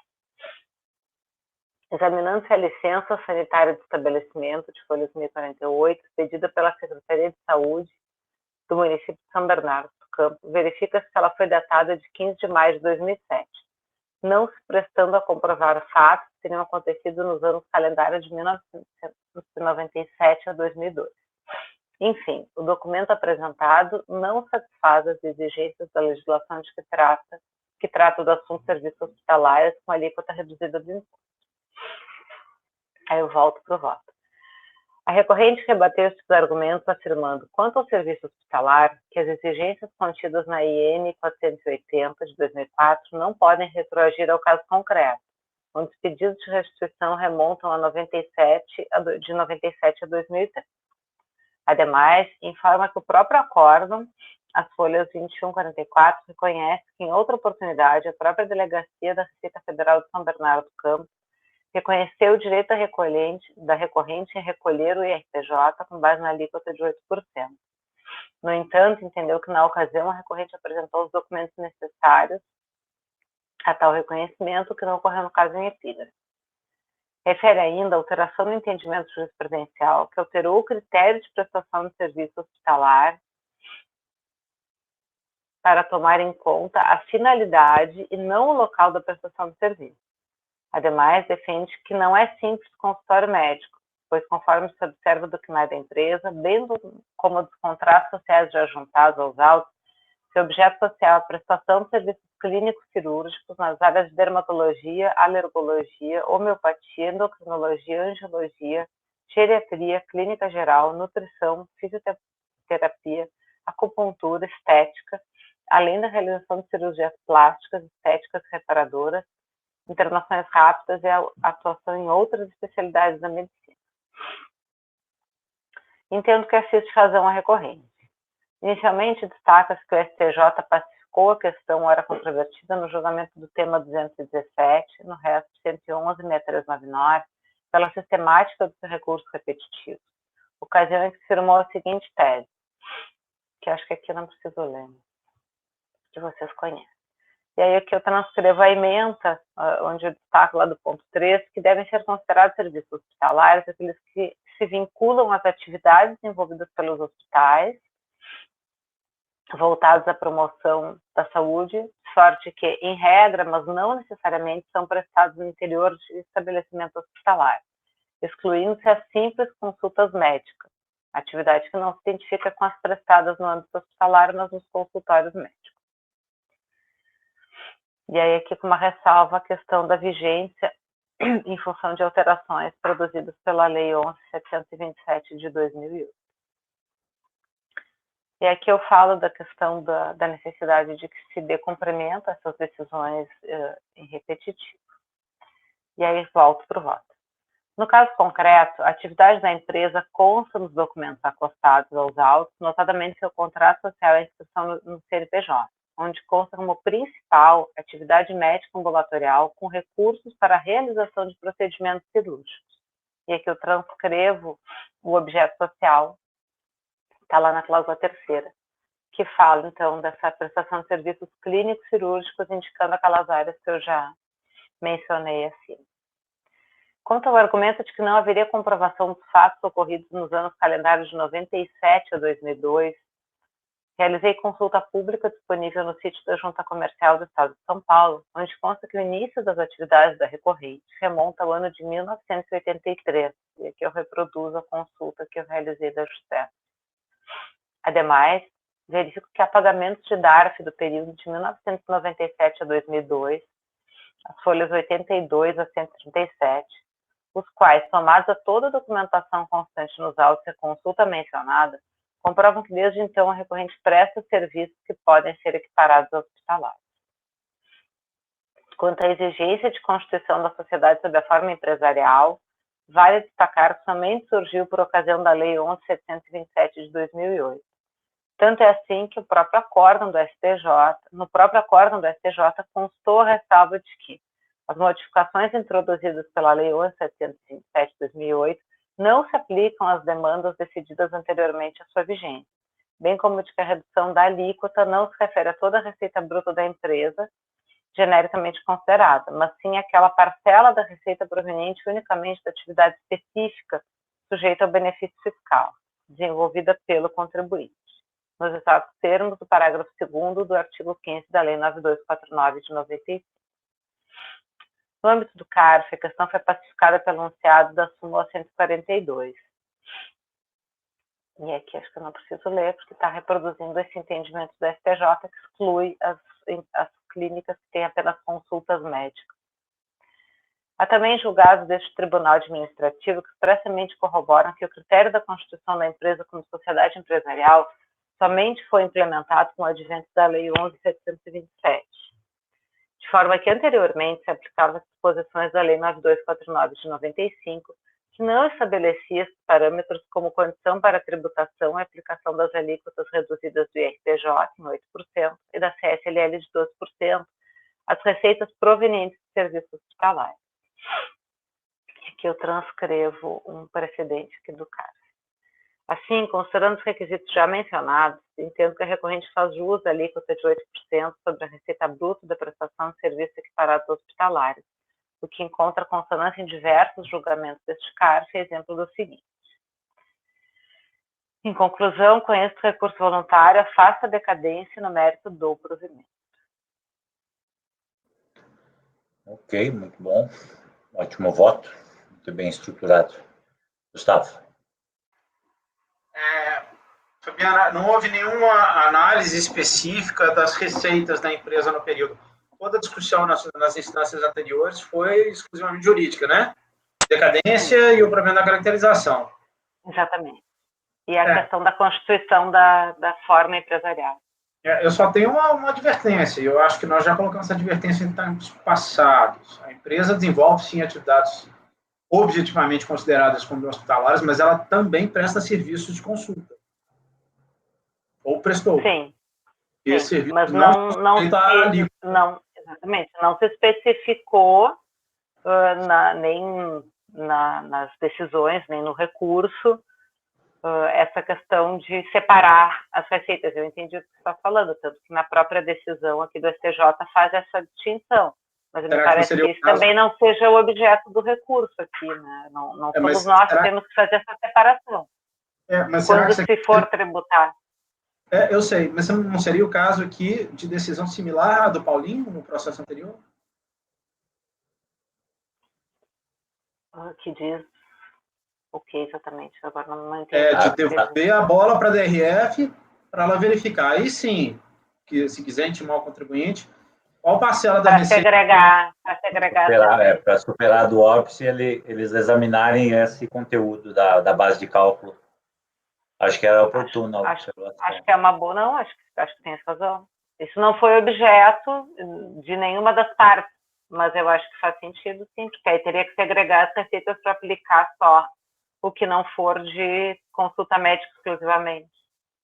É porque eles usaram outros argumentos jurídicos para não enfrentar, né? Então, assim, nunca foi enfrentado. Exatamente, sim, não foi enfrentado, é fato. Tanto que aqui também a gente se limita a analisar a discussão jurídica para dizer o que pode e o que não pode se beneficiar dessa alíquota. Aí fica parcial provimento para determinar o retorno, para analisar de forma segregada as receitas. Acho que você tem que criar um parágrafo aí falando um pouquinho disso, né? Que em função dessa decisão que segrega e dá... Eu não sei se você constatou essa existência especificamente, Gustavo, ou apenas a dúvida? Não, só a dúvida... Eu até não verifiquei aqui, mas até pela descrição do relatório, etc., isso não foi aventado. Diante da possibilidade de que o contribuinte também, além do serviço, preste essas atividades de consulta. Está falando da atividade de consulta? Não, tanto o objeto social dele, do estatuto, quanto mais especificamente, a consulta da junta é muito clara. Atividade médica ambulatorial restrita a consultas. Outra atividade médica ambulatorial com recurso para realização de exames complementares. Então, tem consulta com absoluta certeza. E na cláusula terceira, você tem ali, não explicitamente, mas você tem a clínica geral é consulta, não é cirurgia. Né? E outras atividades, especialidades da medicina. Então, enfim, é muito provável que ela preste serviço de consulta também.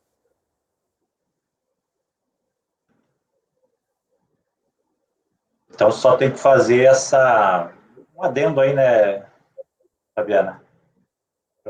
Antes da conclusão, que tem que ser, não obstante, né, está evidenciado pelo próprio objeto da sociedade que ela atuava também com a prestação de serviços de consulta e tal, excluídas desse tratamento pelo julgado lá do STJ. E aí, em função disso, seria necessário segregar, e como isso não foi feito, necessidade de um exame da autoridade. E aí fica parcial, né? Parcial. E volta para a DRJ, né? Não, para a DRF, unidade de origem. Então, você vai dar o provimento parcial. Eu vou registrar genericamente. Se você quiser usar mais ou menos o formato que o Paulo colocou ali, né? Sim, eu vou olhar... os óbices jurídicos, quer dizer, no caso, primeiro, para afastar a decadência, né? Sim. Sim, isso eu já coloquei aqui.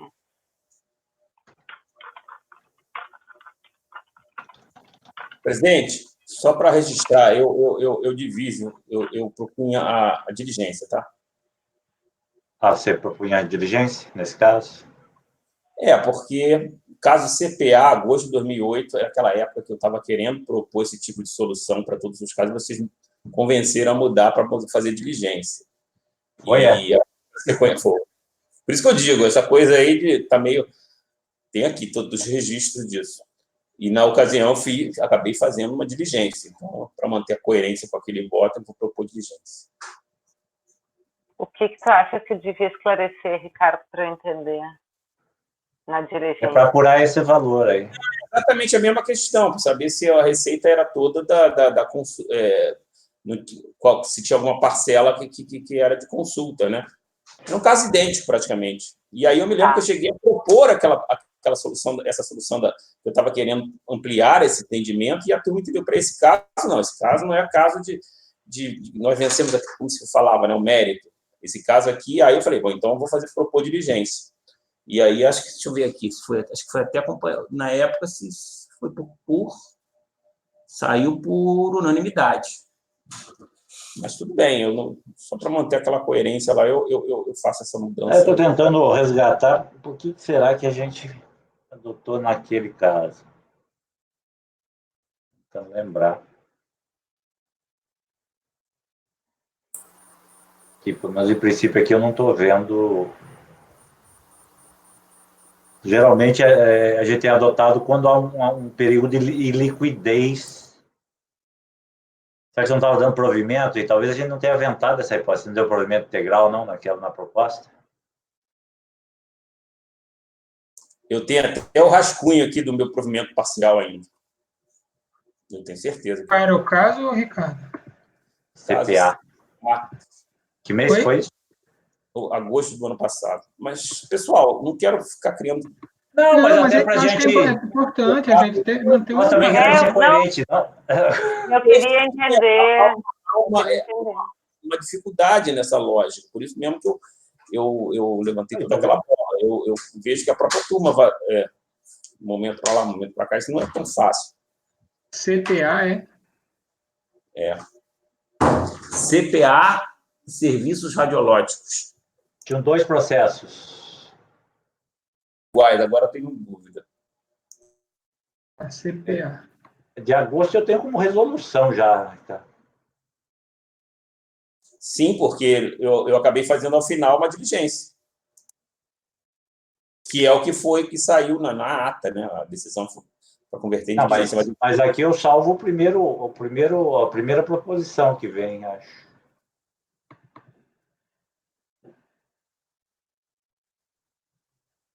Você já propôs diligência.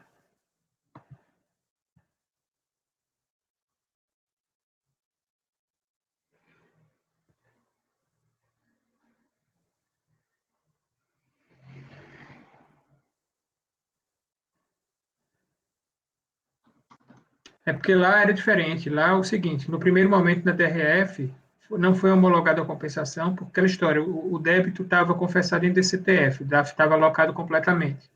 Aí na DRJ, não foi reconhecido porque o contribuinte só apresentou uma DCTF retificadora. E aí a DRF disse que da DRJ disse que ele precisava mostrar também os registros contábeis e os documentos fiscais. Aí só no CAF foi que surgiu a história da diferença dos 8 e dos 32. Lá não vinha desde a origem só esse óbice de natureza jurídica.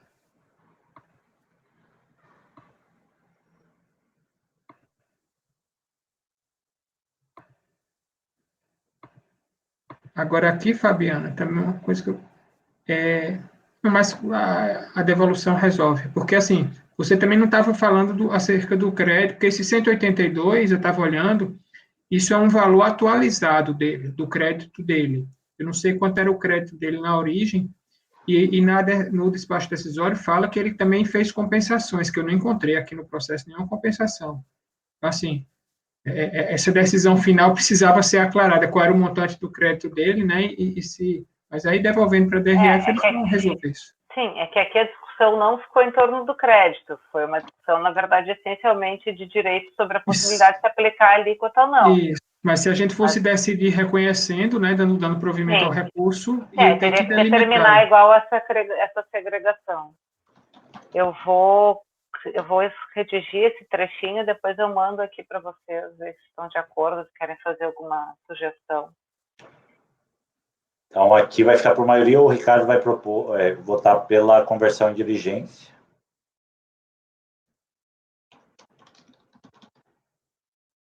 Eu realmente não... ali, o que eu tenho já é uma proposta de resolução, Ricardo. Não sei se você tinha feito, talvez antes, e aí alterou ao trazer, por causa das discussões anteriores.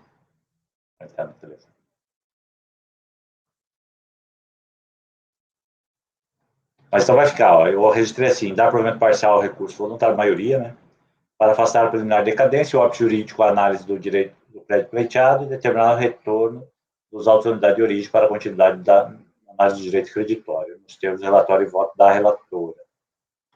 Vencido o conselheiro Ricardo, que votou pela conversão de julgamento em diligência. Viu, Ricardo? Eu realmente, assim, o que eu tenho lá na minha pasta seria já uma resolução. Talvez até você tenha modificado um voto anterior em função das discussões anteriores, mas ali aquela você já trouxe no modelo resolução, acho. Pelo menos é o que eu salvei. Não, eu trouxe no modelo propor provimento parcial e mudei para diligência, mas não... Mas não, só se você trouxe em julho e mudou para agosto. É provável. É provável, até porque provavelmente eu pedi para vista alguém, pediu vista para alterar. Talvez tenha sido isso, então, deixa eu ver.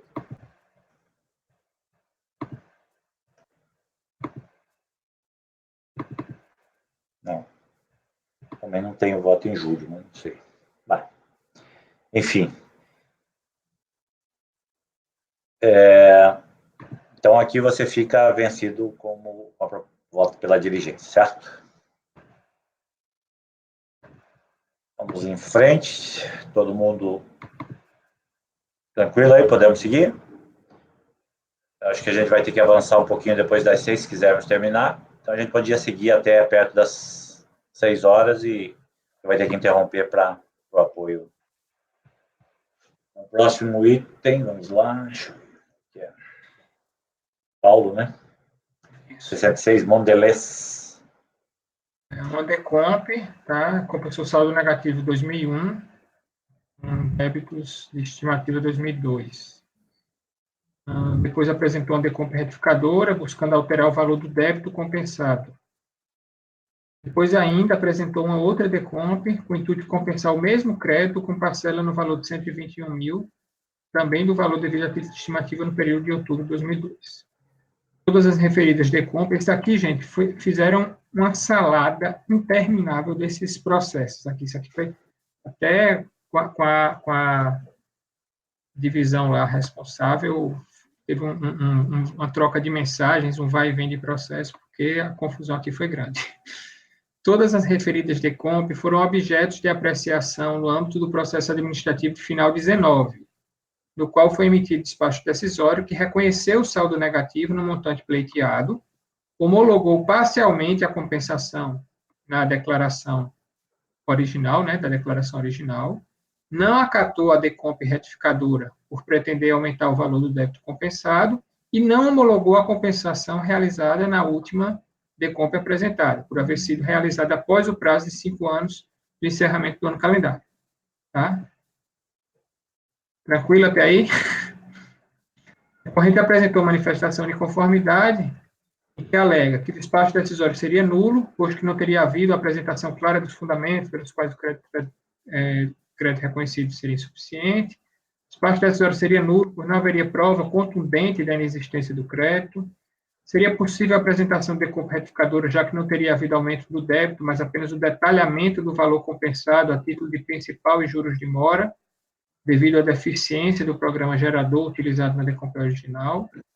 Em nome dos princípios da verdade material e do informalismo, deveriam ser acatadas as decomps posteriormente apresentadas. Todo o crédito reconhecido deveria ser objeto de compensação de ofício com os débitos da contribuinte. Não teria ocorrido o prazo prescricional quando a apresentação da última decomp, já que o referido prazo seria de 10 anos e a Lei Complementar 118 somente seria aplicável aos pagamentos ocorridos após a sua vigência. A sessão primeira instância rejeitou as preliminares de nulidade, apontando ser óbvio que o motivo do crédito pleiteado ser insuficiente para a compensação declarada reside no fato que a decomp foi apresentada em data posterior ao vencimento, de modo que incidentes juros e multa de mora sobre o principal, e ainda que todo o direito creditório pleiteado foi reconhecido, não se cabendo falar em prova material contra o contribuinte. A ação decomp retificadora, o acórdão concluiu que não procede a alegação da recorrente, no sentido de que estaria apenas informando os juros de mora incidentes sobre o principal, uma vez que o artigo 57 veda a retificação, que visa aumentar o débito compensado. Caso a retificação visasse somente informar os juros de mora, seria desnecessária, pois os débitos compensados após a sua data de vencimento ensejam a cobrança automática dos encargos moratórios, e os valores acrescidos na decomp retificadora não coincidem com os juros devidos em relação ao débito compensado originalmente. Por fim, a última decomp destacou que é vedado ao julgador administrativo se pronunciar sobre a inconstitucionalidade da lei tributária, ainda que superada a prescrição, a compensação ali declarada deveria ser não homologada, posto que o crédito reconhecido foi integralmente absorvido na compensação realizada na DECOMP original. Após a ciência, foi apresentado recurso voluntário, no qual a recorrente defende que o acórdão proferido pelo julgador de primeira instância é nulo, já que pretendeu modificar a fundamentação do lançamento efetuado, já que o despacho decisório seria fundamentado no aumento do valor do débito compensado, enquanto a decisão afirmaria que os valores lançados decorreriam de multa moratória.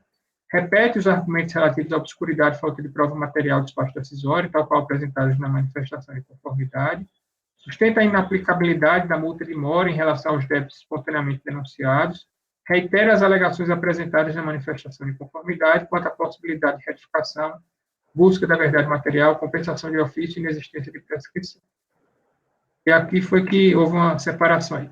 Tendo em vista que houve um reconhecimento integral do crédito invocado, e que a discussão remanescente cuida apenas dos débitos compensados, houve o encerramento do processo administrativo de final 19, né, onde eles foram tratados, passando os presentes autos a constituírem o processo principal, ao qual foi apensado o de final 12. E aí eles fizeram também uma confusão nesse de final 12, mas no final, ao fim e ao cabo a gente corrigiu tudo e, de fato, o único processo que remanesce é esse aqui, que a gente está analisando. Ok? Só meio perdido. Estamos julgando qual caso? Só para... É o 66. Hein? 66. Mondelez. Posso prosseguir? Posso ir, Ricardo? Tudo bem, Ricardo? Pode ir, seguir.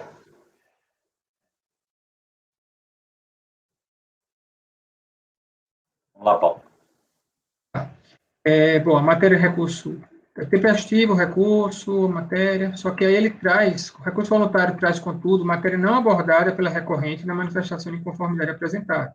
Saber a inaplicabilidade da multa de mora aos débitos espontaneamente denunciados. Tá? Ele traz essa alegação aí que não tem nada a ver. E aí, eu não estou conhecendo dessa matéria. Ok? Preliminar nulidade do acórdão recorrido. Vamos lá. Como relatado, a recorrente sustenta a nulidade da decisão recorrida sob a alegação de que os julgadores da cota teriam alterado a fundamentação do lançamento efetuado. O despacho decisório que não acatou a retificação pretendida por meio da DECOMP e tal, pautou-se pela impossibilidade de inclusão ou aumento do valor dos débitos compensado, enquanto o acórdão recorrido se fundamentaria no fato de que os valores lançados são decorrentes de multa moratória. Desde logo, deve-se afastar a confusão suscitada pela recorrente, uma vez que o presente processo não trata de lançamento tributário, mas de análise de DECOMP, da existência do direito creditório, da retificação de DECOMP e da prescrição do direito de efetuar a compensação de créditos tributários. São absolutamente descabidas, portanto, as menções a lançamento efetuadas na peça recursal. Aceitando, porém, que a recorrente pretende suscitar uma suposta inovação de fundamentos entre o despacho decisório e acórdão proferido pela autoridade julgadora de primeira instância, passo a examinar a alegação. E deslinda de tal análise é bastante simples, uma vez que a leitura da decisão recorrida revela que não houve, em absoluto, a inovação aventada. A rejeição da DECOMP retificadora é mantida pela DRJ pelos mesmos fundamentos adotados no despacho decisório. A inaceitabilidade de DECOMP retificadora que tenha por objeto o aumento do débito, conforme o artigo 59 da Instrução Normativa 600. A decisão recorrida, inclusive, aprecia e refuta adequadamente a tese da recorrente de que a alteração pretendida se destinava apenas à inclusão de juros moratórios sobre o débito originalmente compensado, conforme excerto a seguir. O acórdão recorrido que alude à multa de mora é apenas aquela que diz respeito às alegações da recorrente quanto à suposta nulidade do despacho decisório, que afirmam os julgadores a qual com acerto é que é absolutamente infundada a tese da recorrente, na medida em que a não homologação integral da compensação realizada, apesar de integralmente reconhecido o direito creditório invocado, decorreu do fato de que a DECOMP foi apresentada após o vencimento do tributo compensado, de modo que devido juros e multa de mora. Deve ser rejeitada, portanto, a nulidade suscitada. Pode seguir, depois a gente escolhe no conjunto, ou tem questionamento. Paulo, Gustavo. É só uma dúvida. Eu não estou entendendo o seguinte. A DECOMP foi insuficiente Porque já que foi apresentada depois do débito, do vencimento do débito, você teria juros de mora e multa. Está claro desde o despacho decisório, certo? Sim, sim. É porque, assim, todo o crédito que ele pediu foi reconhecido. Só que, como a DECOMP foi apresentada após o vencimento, o crédito foi insuficiente para matar o débito integralmente. Então, não foi homologada totalmente. Até eu entendi. É só porque a discussão dele lá em cima sobre o problema da denúncia espontânea não é que ele não tem nada a ver. Teria a ver com isso aqui. A minha pergunta é se ela foi ou não aventada na primeira hipótese. Se não houve, é inovação mesmo. Tá, beleza. Ele inovou. Da preliminar.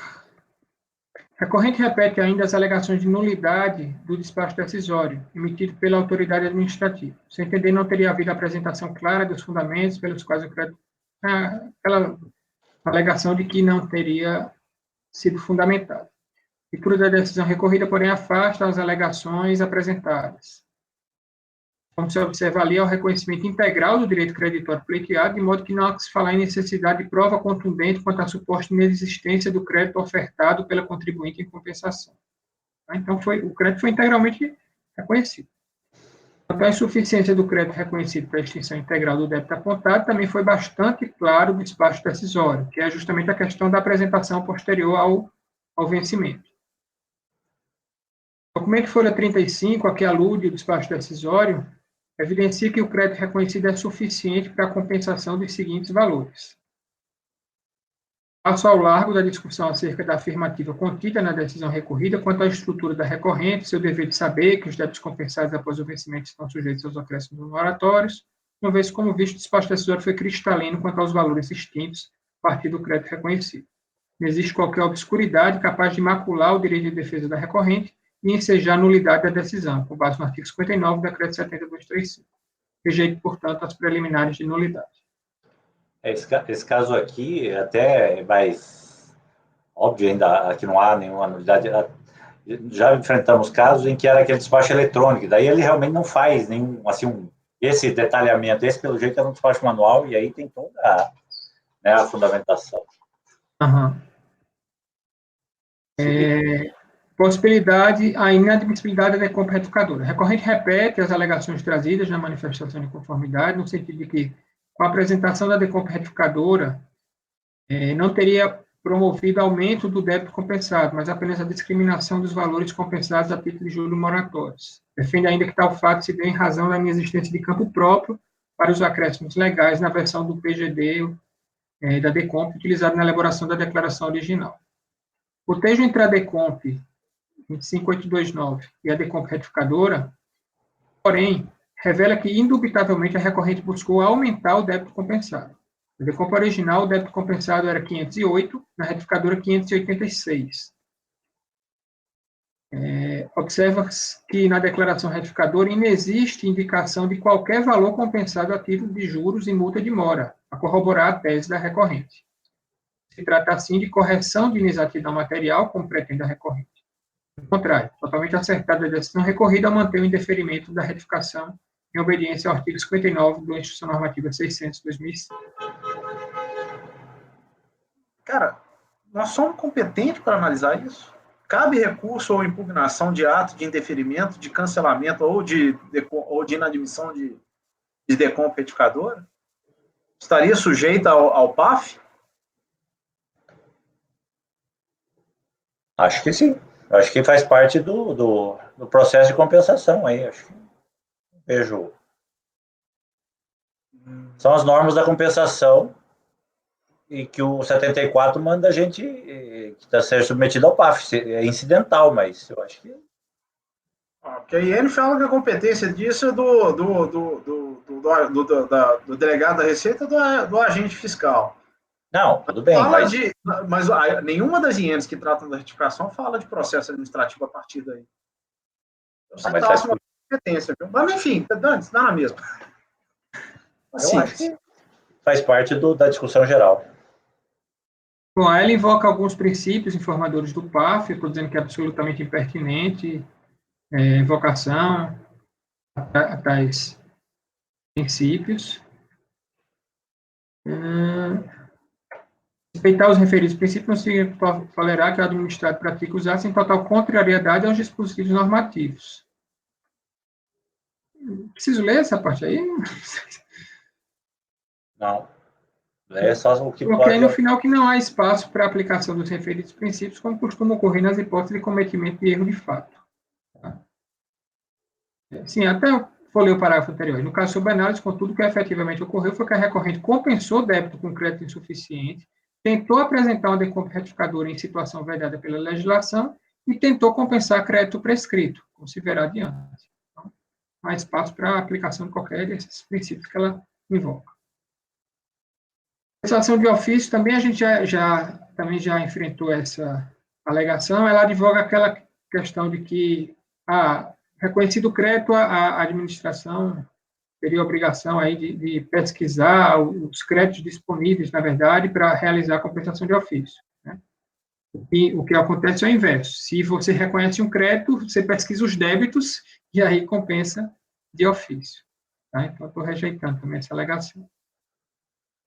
E da compensação realizada após o prazo prescricional.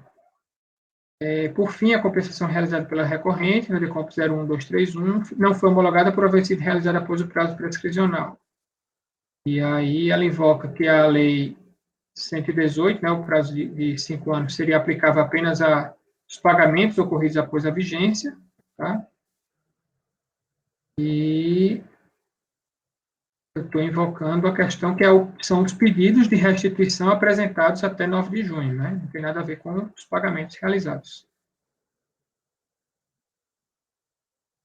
Os autos, portanto, tendo em vista que a DECOMP somente foi apresentada em 29 de janeiro de 2008, que o saldo negativo compensado se refere ao calendário 2001, a que se corroborar a decisão recorrida no sentido da ocorrência da prescrição. O exposto, voto no sentido de conhecer parcialmente recurso voluntário, relação à parte conhecida, rejeitar as preliminares de nulidade, no mérito, negar provimento ao recurso voluntário. Eu não entendi, isso aqui é uma DECOMP, não?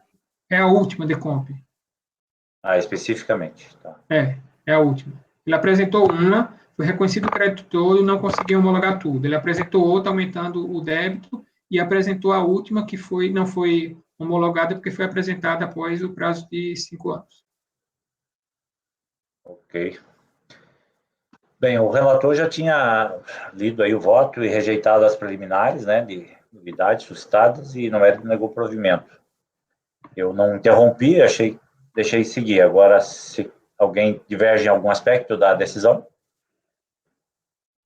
Não? Então, por unanimidade de votos.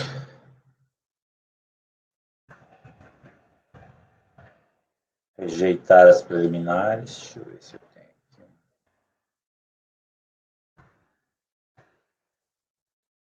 aqui. Aqui dá para dizer, eu odeio DECOMP.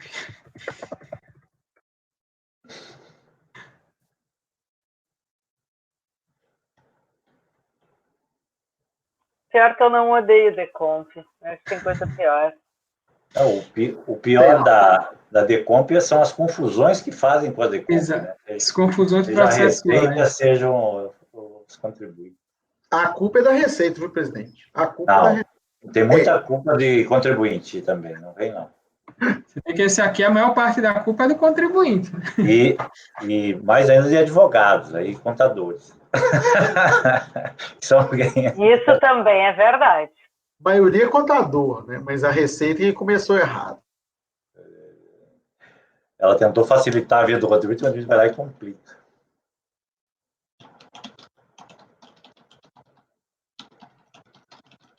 Esse aqui tem conhecimento parcial? Tem, né? Também, né, Paulo? Tem. Documento parcial, rejeitar as preliminares e negar provimento.